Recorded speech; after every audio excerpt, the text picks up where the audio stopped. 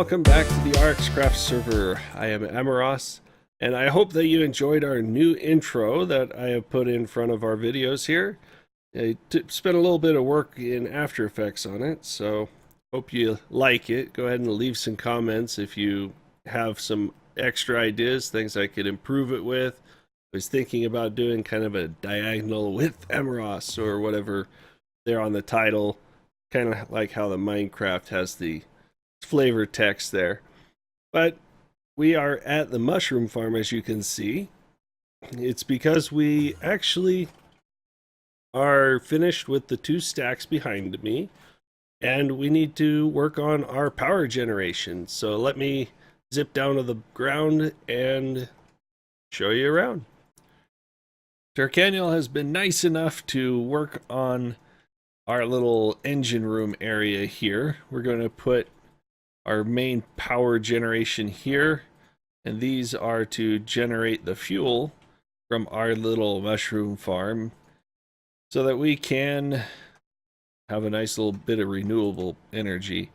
Now, I do have everything I think I might need for now, but we still have a few things missing. I think Terkanil was going to run and make those, but let me get started on our power generation cells, and you'll kind of get an idea of what we're planning on doing.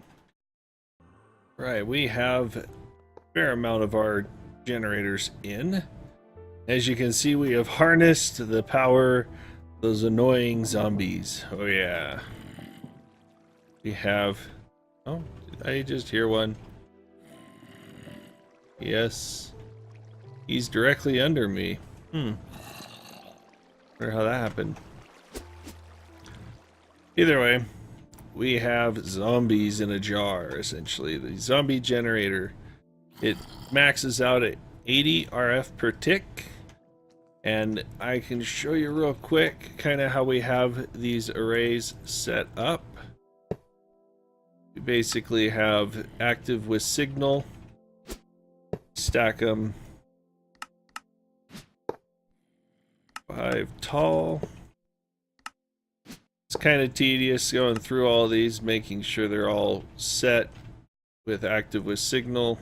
It's not entirely necessary for us because these do have the nice feature of if there's nowhere to push their power, they will stop generating RF and thus stop taking nutrient from their tank. So that's kind of nifty, actually. But we're still going to have some fun and have the ability to control it. And what we do is have our insulated redstone conduit, and we give the ring tip a specific color. I think we're on cyan now, yes. So we just right click through each of the colors until we get to cyan. There we go.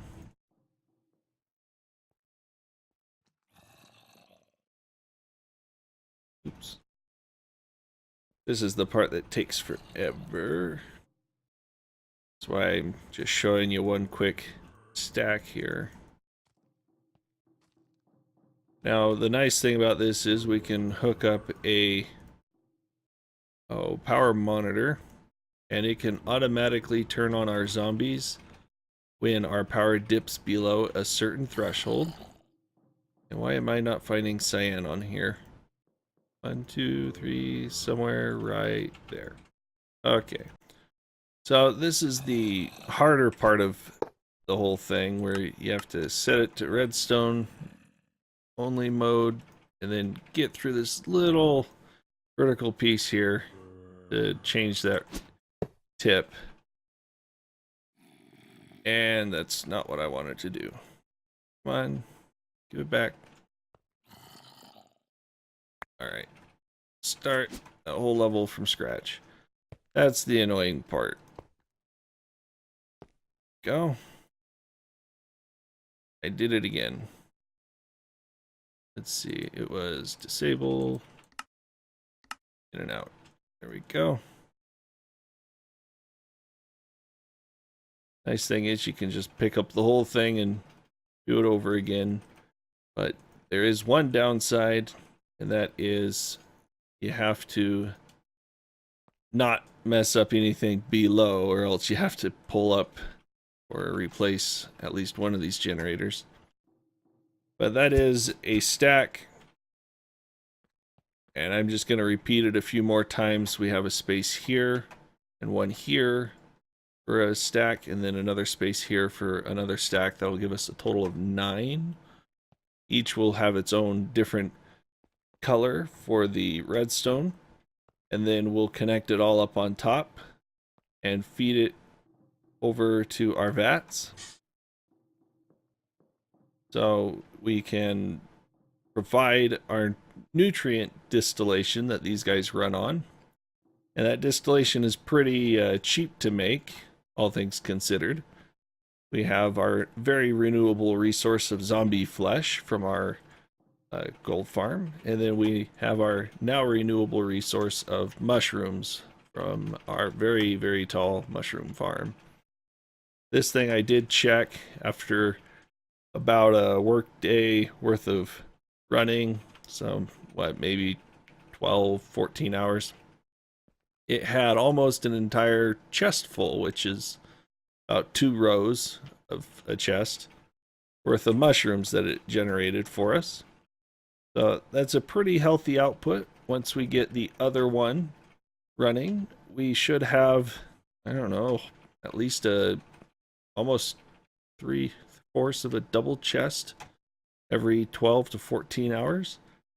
And I think that ought to provide us with well enough power. I think we'll be pretty satisfied with that amount.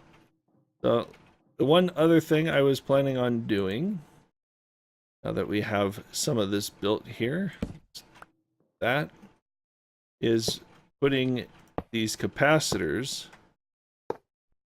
like so around our zombies. Now it's gonna kind of wall them off, especially as I bring it out here, but we're leaving one strip of heads right there peeking through. It's like I charged a good chunk of these, apparently. Not sure how. Okay. Oh, I'll take that. Put more here. But the nice thing is, this will alleviate some of the stress of putting all the energy through our ender energy conduit, because they're directly touching the capacitor, so it'll allow them to dump their RF directly into the capacitors. So it's only these central zombie generators that will be going through our pipe, and I measured it at full blast, and it was about 9,500 RF per tick that they kick out. So it's about half the capacity of our ender conduit. So if we ever needed to, we could extend this so it was actually 5 taller, and it would get close to maxing out our ender energy conduit. And the rest would just dump straight into our capacitor bank, and as you can see, its max input is high enough we won't ever have to really worry about that. Especially as we add more, it just increases the total max input and output, so that'll be nice. Let me go ahead and finish making this block here. We'll probably have to do a quartz farming run because we only got 19 zombie generators left, and I know we're going to use more than that. So let me go ahead and get those placed and probably get some more quartz. We'll make some more of these and try to get this all wrapped up. Just noticed that our wireless charger is missing. And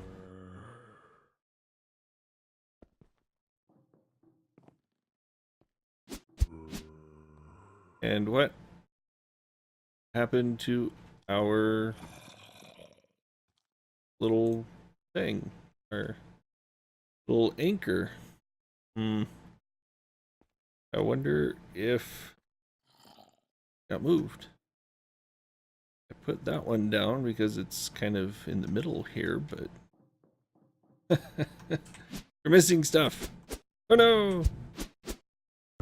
Alright, we have built our little vat area. I need to put one more reservoir here. Kind of noisy.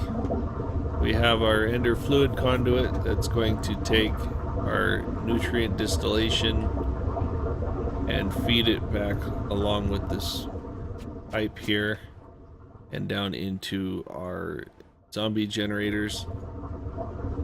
We have this over here to power our vats. It takes 10,000 RF to actually make nutrient distillation, but it gives a net bonus here, so it'll work out in the end. We have just normal pressurized fluid conduit in the back here where the reservoir feeds into our tanks, and we have our energy conduit and then our item ducts here that are insert into our vats for both our rotten flesh and our mushrooms. And that just feeds along here and always extracts from the top of these, and our mushrooms actually feed in from down the base. Let's get rid of this. So this pulls out of our collection all the way down there. Yeah, that's a lot of pipe. So now we just need to connect all this up, and it looks like I do need to make a few more capacitors to finish off these banks, and they'll have about 250,000 RF per bank as far as input and output, but about 250 million RF of storage per bank.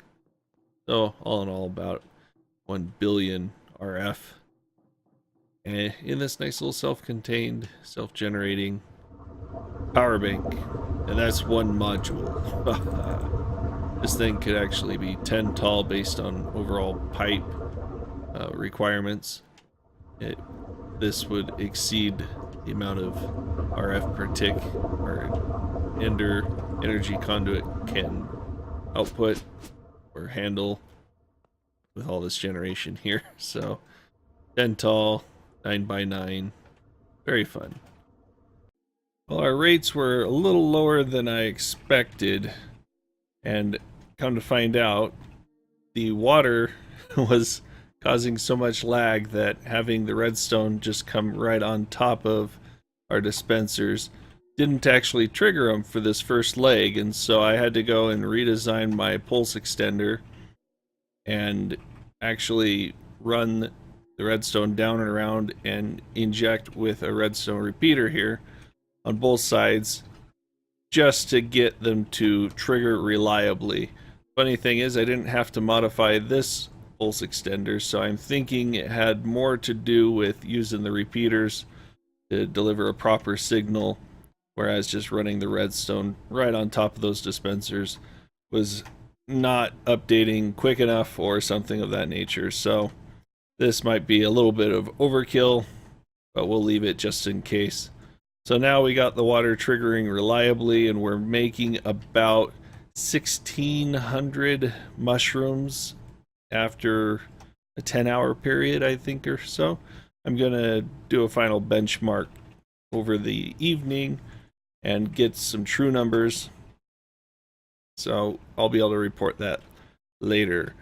But for now, we have 2 of our towers done. We have our generation down here, and just in case we had lightning striking in the area, it was blowing some holes in our ground, such as this one right there and that one right here. So I put a lid over our work here just to keep it from getting struck. Alright, it has been about 10 hours, so let's see what we got here. We started at 3,004 red mushrooms. We have 4,188 red mushrooms. Not bad at all. Let me write this down. 4188. Right. Let's see what the next one is. We have 2146 up to 3132 now. So that's what, almost a clean 1,000 each. 1,100 for the red. This one's 1,000. So 2,100. Not bad at all.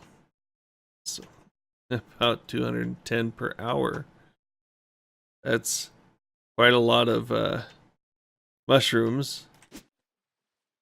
It's not like the greatest, but I think it'll be great once we get our other 2 towers going too. So I log back on to see how much mushroom we have, and I've been enclosed. I've been enshrined or entombed in all this iron. Looks like Terkanil has gone kind of crazy with just laying out this room. It looks really good. It's kind of a two-tone, but I think it works very well for industrial.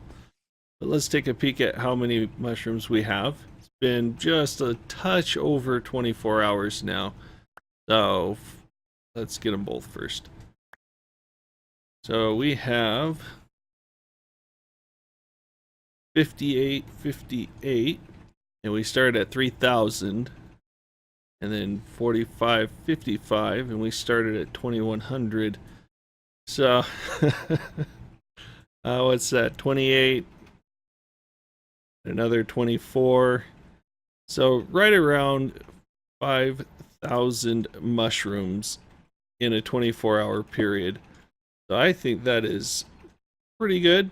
I think we might need just a touch more, hence why we plan for 4 towers. But I don't think we're going to be immediately hurting for those extra 2 towers. Did I really just say we didn't need the extra towers? Really? Yeah, we're gonna need them. I think we might even need to build 4 more, maybe in this area right here. Because as much as it's nice that these things kick out 5 or so 1,000 mushrooms a day, we are going to need a lot more than that. Looks like somebody's having fun. And boom. But we're going to need more than 5,000 a day. Heck, we're probably going to need more than 10,000 a day just to keep up with demand.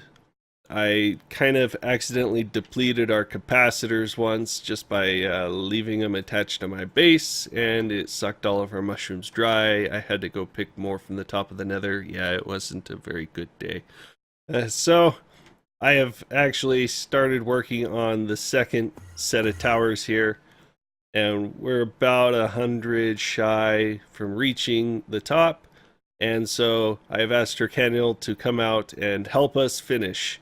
Mainly because it's really boring doing it by yourself, and having somebody to race against in building gives you some good motivation. So he's out here, he's willing to help, he's quite excited to get it hooked up, as you can see.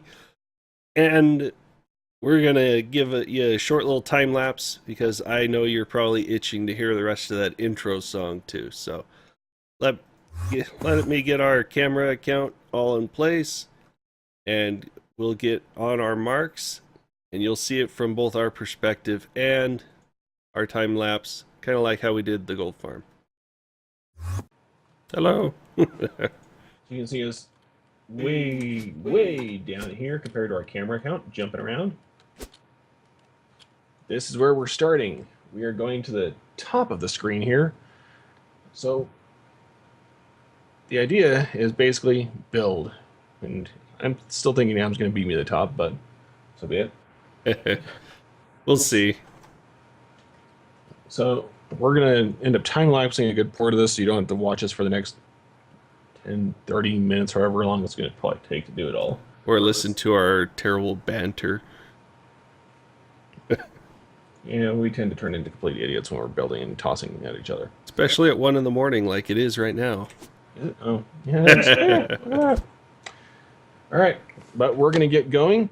So we're going to turn on some of our music. So each of our feeds are going to have our own flavor of music, whatever we're going to have turn on there. So let the building begin.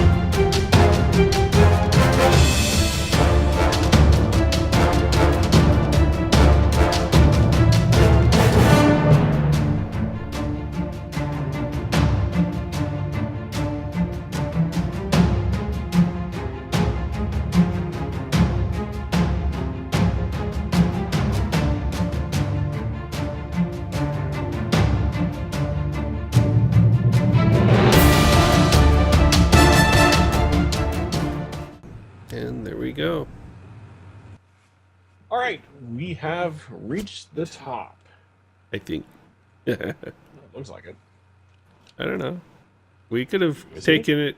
It's what? By 251 right where I'm standing. We could go up another 2 levels. Come on. Then you'd have to move all this. Not worth it. Yeah, that's a lot of redstone. Especially since, we're going to probably end up doing another tower at some point. Depending on how many mushrooms this produces. We're actually going to have to benchmark it this time. Yeah, we'll find out. Yeah. But I think you technically won because I had 3 errors on the way up. Yeah, but I also built 2/3, 4/5, I don't know, of this tower. So I've got a lot of practice. Yeah. Managed to catch up to you and go past you at least near the end. Yeah. I was doing the center mushrooms, so that takes a little bit of time. But it definitely goes a lot faster when I'm not having to do both sides at once and going up. Yep, well, that's all done, so let's go replace our mushrooms and see how this turns out. And Oh, I've already emptied my bags. have. Yeah. Oh. That's why you were fixing your stuff. Oh, Skydive! Whee! I missed. I made it. So doing all these lightning. So doing these kind of co-ops are pretty fun. You get Terkanil involved and everything, and have someone to talk to while doing these ginormous builds. And as you can see, it does look pretty awesome from over here. It is kind of dark and rainy. But hey, you can't always pick the best time to record, can you? But either way, on this lightning storm, I better get down off of our little iron farm here before I get struck by lightning. So, if you have liked this episode, go ahead and hit that like button and do subscribe so you can see when the next episode comes out. And I will see you next time. Thanks for watching. Haha.